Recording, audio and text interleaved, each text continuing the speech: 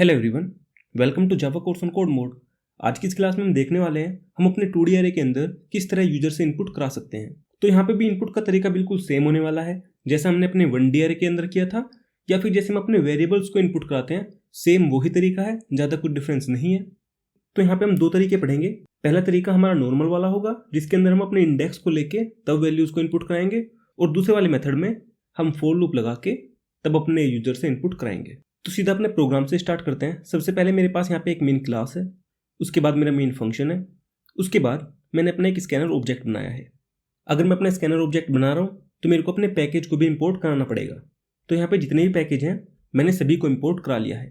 उसके बाद मैंने अपना एक 2D अरे डिक्लेयर किया है जो स्ट्रिंग टाइप का है, और उसके अंदर मेरे पास 2 रो हैं और 3 कॉलम हैं। अगर मैं इस एरे को आपको बना के दिखाऊं तो ये कुछ इस तरह का होगा। मैंने बताया इसके अंदर मेरे पास 2 रो हैं, तो इसके अंदर मेरे पास 2 रो हो जाएंगी, और 3 कॉलम है तो इसके अंदर मेरे पास यहाँ पे 3 कॉलम होंगे। तो कुछ इस तरह का मेरा एरे होगा। ये मेरी 0 इंडेक्स होगी, ये मेरा 1 इंडेक्स होगा, ये मेरे पहले कॉलम का 0 इंडेक्स, ये 1 इंडेक्स, और ये मेरा 2 इंडेक्स। तो इस तरह से मेरा एरे है, और एरे का नाम है एम्प्लॉय आईडीज। अब जो मेरा पहला कॉलम होगा उसके अंदर मैं जो मेरा एम्प्लॉय है उसकी आईडी को रखूँगा। दूसरे कॉलम के अंदर मैं उसकी सैलरी रखूँगा, तो मैं इसको एस लिख देता हूँ। और जो फिर मेरा ये वाला कॉलम है इसके अंदर मैं उसका नेम लिखूँगा, तो मैं इसको एन कर देता हूँ। ये मेरा एम्प्लॉय नंबर 1 के लिए होगा, और ये वाला मेरा एम्प्लॉय नंबर 2 के लिए होगा। इस वाली रो के अंदर मेरे एम्प्लॉय 1 की आईडी आएगी, एम्प्लॉय 1 का मेरी सैलरी आएगी, एम्प्लॉय 1 का मेरा नाम आएगा। इसी तरह दूसरी रो के अंदर मेरे एम्प्लॉय 2 की आईडी आएगी, फिर सैलरी और फिर उसका नाम। अब अपना प्रोग्राम पे आते हैं। तो मैंने एक प्रिंट स्टेटमेंट लगाया है जिसके अंदर मैंने लिखा है एंटर एम्प्लॉय आईडी 1, मतलब मैं अपने पहले एम्प्लॉय की आईडी को इनपुट कराने के लिए बोल रहा हूँ। फिर मैंने अपना यहाँ पे स्कैन किया है, मैंने लिखा है sc.next line। मैंने यहाँ पे नेक्स्ट लाइन इसलिए यूज़ किया है क्योंकि मेरी स्ट्रिंग है, और मैं उसको एम्प्लॉय आईडी 00 पे इनपुट करा रहा हूँ, मतलब मैं इस वाले ब्लॉक के अंदर उसको इनपुट करा रहा हूँ। अब मैं यहाँ पे इनपुट क्या करा रहा हूँ, मैंने लिखा था एंटर एम्प्लॉय आईडी 1, तो मैं यहाँ पे अपनी आईडी इनपुट करा रहा हूँ, और इससे जो आईडी इनपुट होगी वो मेरे इस वाले ब्लॉक के अंदर आके इनपुट हो जाएगी। फिर मैंने लिखा है एंटर एम्प्लॉय 1 सैलरी, मतलब जो मेरा पहला एम्प्लॉय है उसकी सैलरी लिखो, और उसके बाद मैंने उसको स्कैन कराया है।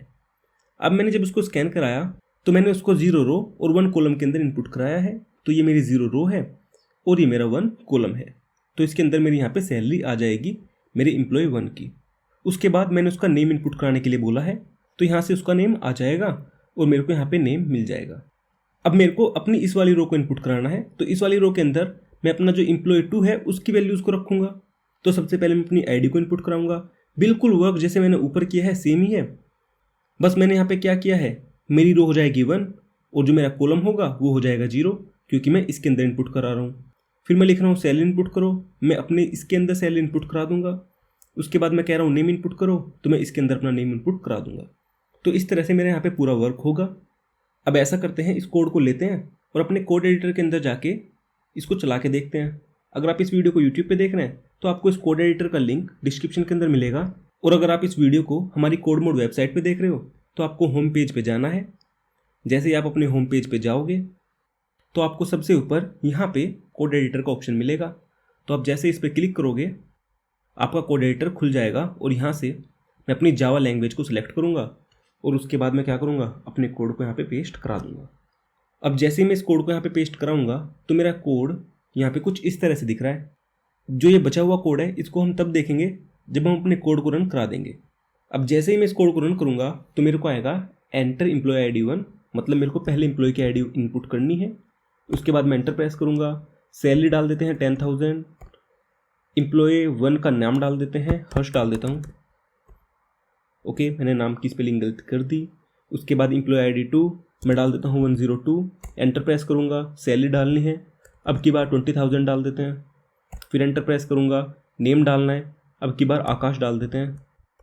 और जैसे ही मैं एंटर प्रेस करूँगा तो मेरे को यहाँ पे मेरा आउटपुट मिल जाएगा, जिसके अंदर मैंने प्रिंट कराया है एम्प्लॉय 1 आईडी, सैलरी, नेम।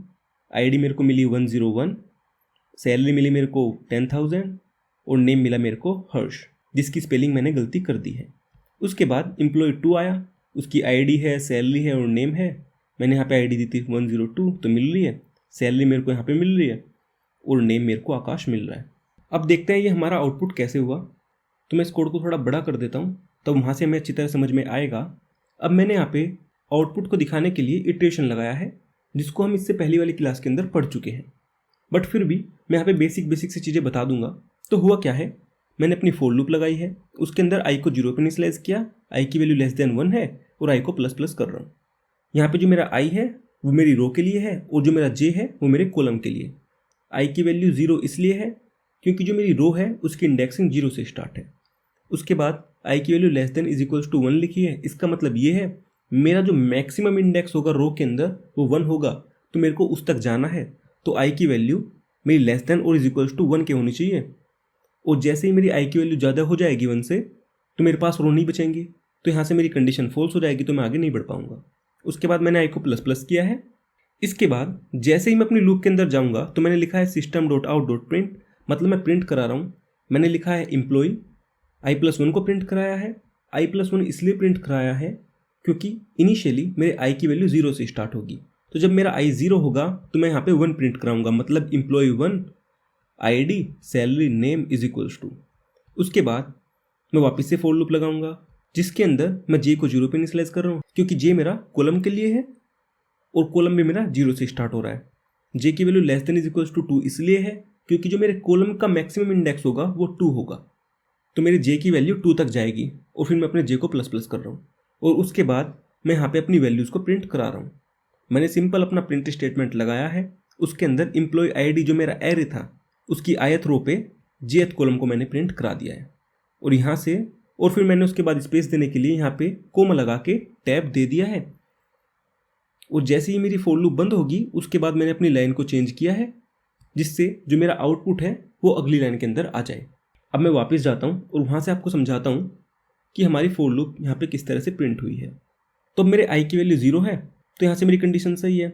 मैंने system dot out dot print लगाया है और उसके बाद मैंने एम्प्लॉय आई प्लस 1 को प्रिंट कराया है, तो मेरे को मिला एम्प्लॉय आई प्लस 1 0 प्लस 1 हो जाएगा 1 ID name salary is equals to. तो यहाँ तक मेरे को सेम मिल रहा है।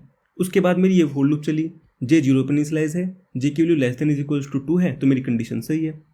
तो मैंने यहाँ पे प्रिंट कराया। अब मैंने प्रिंट कराया है एम्प्लॉय आईडी 0 0, क्योंकि आई की वैल्यू भी 0 है और जे की वैल्यू भी 0 है। अगर हम यहाँ से देखें तो एम्प्लॉय आईडी 0 0 के अंदर मैंने अपने पहले एम्प्लॉय की आईडी को इनपुट कराया था और मेरे पहले एम्प्लॉय की आईडी थी 101, तो मेरे को आउटपुट के अंदर यहाँ पे 101 मिल जाएगा। उसके बाद मेरे जे की वैल्यू बढ़ेगी। जब मेरी जे की वैल्यू बढ़ेगी तो मेरी जे की वैल्यू हो जाएगी 1, तो यहाँ से कंडीशन अभी भी सही है। जब जे की वैल्यू सही है, अब मैं अपनी लूप के अंदर आऊँगा और मैं प्रिंट कराऊंगा एम्प्लॉय 0 1 की वैल्यू, मतलब 0 इंडेक्स मेरा रो का इंडेक्स है और 1 मेरे कॉलम का इंडेक्स है, तो मैं 0 1 की वैल्यू को प्रिंट करा रहा हूँ। और अगर मैं उसके अंदर देखूँ तो मैं अपनी एम्प्लॉय 1 की सैलरी को प्रिंट करा रहा हूँ और सैलरी मैंने इनपुट की थी 10,000, तो मेरे को 10,000 मिल जाएगा। उसके बाद मेरी जे की वैल्यू फिर बढ़ेगी और जे की वैल्यू हो जाएगी 2।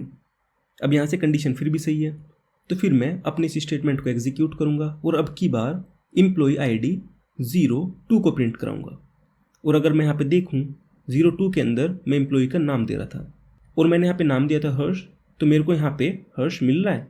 अब हर्ष मिलने के बाद मैं वापस से अपनी जे की वैल्यू इंक्रीमेंट करूँगा। जे की वैल्यू हो जाएगी मेरी 3, और जब जे की वैल्यू 3 होगी तो मेरे यहाँ से जो कंडीशन है वो गलत हो जाएगी और मैं अपनी लूप को एग्जीक्यूट नहीं कर पाऊंगा। तो मैं इस लूप से बाहर आ चुका हूँ। अब इस लूप के बाद मेरे को ये स्टेटमेंट मिलता है जिसके अंदर मैं क्या कर रहा हूँ, अपनी लाइन को चेंज कर रहा हूँ। तो अब मेरा पॉइंटर हर्ष के बाद से यहाँ पे आ चुका है। अब मेरे जितने भी स्टेटमेंट थे आई वाली लूप के, वे सारे के सारे एग्जीक्यूट हो चुके हैं, तो मेरे आई की वैल्यू बढ़ेगी। जब मेरे आई की वैल्यू बढ़ेगी तो वो हो जाएगी 0 से 1 और मैं यहाँ से कंडीशन चेक करूँगा, कंडीशन सही है, तो फिर मैं यहाँ पे प्रिंट कराऊंगा और अब की बार 1 + 1 हो जाएगा, तो मेरे को यहाँ पे एम्प्लॉय 2 मिलेगा।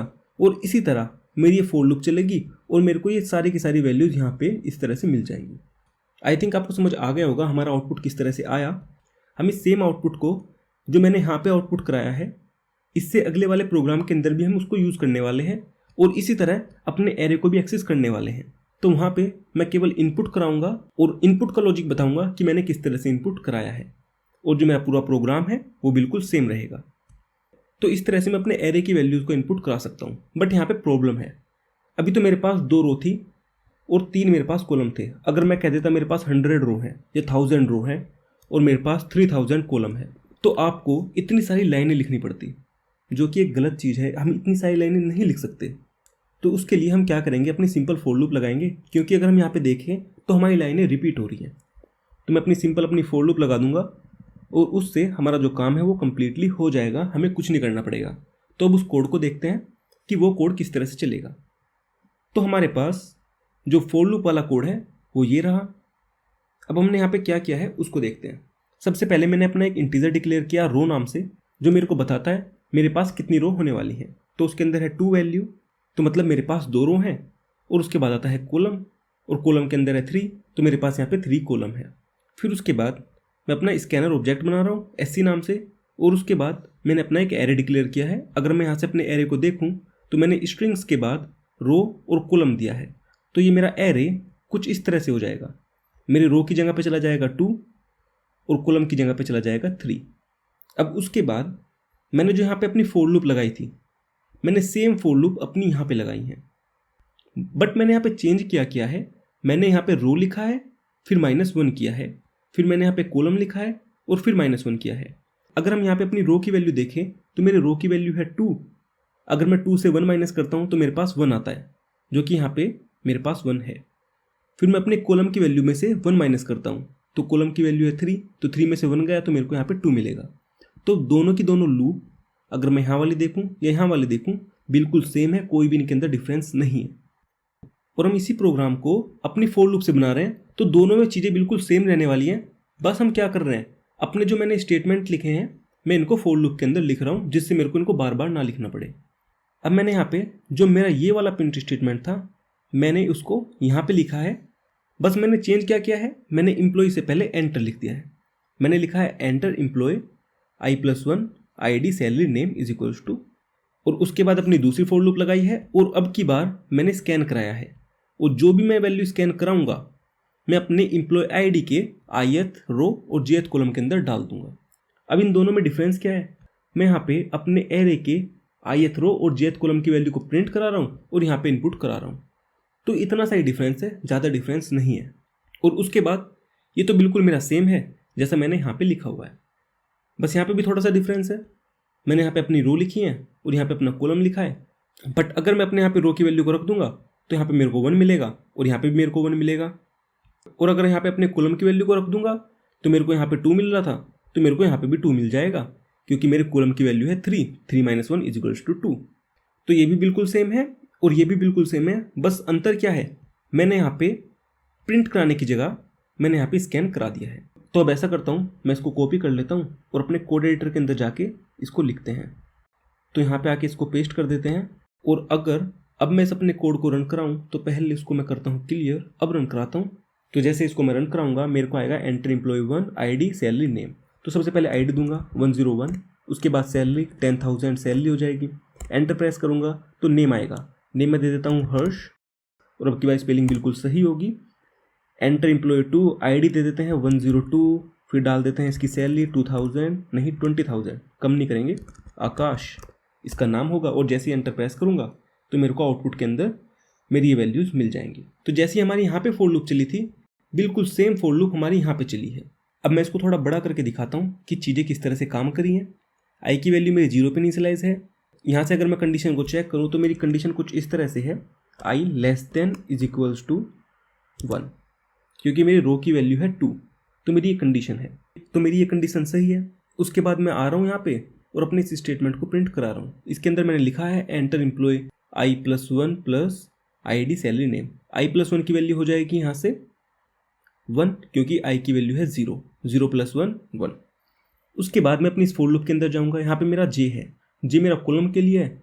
अगर मैं यहाँ पे अपनी कंडीशन को बताऊँ तो मेरी कंडीशन कुछ इस तरह से है, j < इक्वल्स टू 2, क्योंकि मेरे कॉलम की वैल्यू है 3, 3 - 1 2 हो गया, तो मेरी ये कंडीशन है। और फिर मैं अपने j को 0 पे इनिशियलाइज कर रहा हूँ। अब यहाँ से मेरी कंडीशन सही है। जब मेरी कंडीशन सही होगी तो मैं अपने एम्प्लॉय ID के 0 इंडेक्स पे अपनी वैल्यू को इनपुट कराऊंगा। यहाँ पे मैं अपनी ID को इनपुट करूँगा। ID को इनपुट करने के बाद मेरी j की वैल्यू इंक्रीमेंट हो जाएगी। जब j की वैल्यू इंक्रीमेंट होगी तो 0 से हो जाएगी 1। फिर मेरी कंडीशन चेक होगी, कंडीशन सही है। मैं फिर अपने 0 और 1 इंडेक्स पे अपनी वैल्यू को इनपुट करा दूंगा, वो मेरी सैलरी जाएगी। उसके बाद फिर वापस से मेरे जे की वैल्यू इंक्रीमेंट होगी, और जब मेरी जे की वैल्यू इंक्रीमेंट हो जाएगी, जे की वैल्यू हो जाएगी मेरी 2। यहाँ से कंडीशन अभी भी सही है, और जे की 2 वैल्यू के लिए मैं यहाँ पे इनपुट कराऊंगा। तो मेरी आई की वैल्यू तो अभी भी 0 है, और जे की वैल्यू जब 2 है तो यहाँ पे मेरे 0 रो और 2 कॉलम पे मेरी वैल्यू चली जाएगी। अब उसके बाद मेरे जे की वैल्यू फिर से बढ़ेगी। जब मेरे जे की वैल्यू बढ़ेगी तो जे की वैल्यू हो जाएगी 3, जिससे मेरी कंडीशन गलत हो जाएगी। अगर कंडीशन गलत है तो मेरा स्टेटमेंट एग्जीक्यूट नहीं होगा, और जो मेरी बाहर वाली लूप है उसके भी सारे स्टेटमेंट एग्जीक्यूट हो जाएंगे। तो मैं अपने आई की वैल्यू को इंक्रीमेंट करूँगा, आई की वैल्यू 0 से हो जाएगी 1, फिर वापस से सेम वही चलेगा, i+1 मतलब 2। मैं यहाँ पे प्रिंट करा दूंगा enter employee 2 ID salary name. उसके बाद इस वाली फॉर लूप के अंदर आऊँगा, जे की वैल्यू 0 से स्टार्ट होगी, और फिर 1 होगी, फिर 2 होगी, फिर 3 होगी। तो सबसे पहले मैं 1 0 पे इनपुट कराऊंगा, फिर मैं अपने 1 1 पे इनपुट कराऊंगा, और फिर मैं अपने 1 2 पे इनपुट कराऊंगा। तो इस तरह से मेरा इनपुट का वर्क चलेगा, और फिर मैं यहाँ पे प्रिंट करा दूंगा। और इसको हम पहले से देख चुके हैं तो हम इसको बार बार नहीं देखेंगे। तो इस तरह से मेरा पूरा प्रोग्राम चल रहा है। आई होप आपको समझ आया होगा हम किस तरह से अपनी वैल्यूज़ को इनपुट करा रहे हैं। अगर आपको समझ नहीं आया है तो आपको पेन पेपर लेना है, उस पर इस कोड को चला के देखना है। चला के देखने से मतलब क्या है, आपको लिखना है i=0 है, फिर मेरे जे की वैल्यू 0 हो रही है, फिर मैं कौन सी वैल्यू को इनपुट कर रहा हूँ, कौन से इंडेक्स पे इनपुट कर रहा हूँ। तो अगर आप इस तरह से लिखोगे ना तो आपको समझ आ जाएगा कि हमारा प्रोग्राम किस तरह से चल रहा है और किस तरह से इसकी वैल्यू इनपुट हो रही है।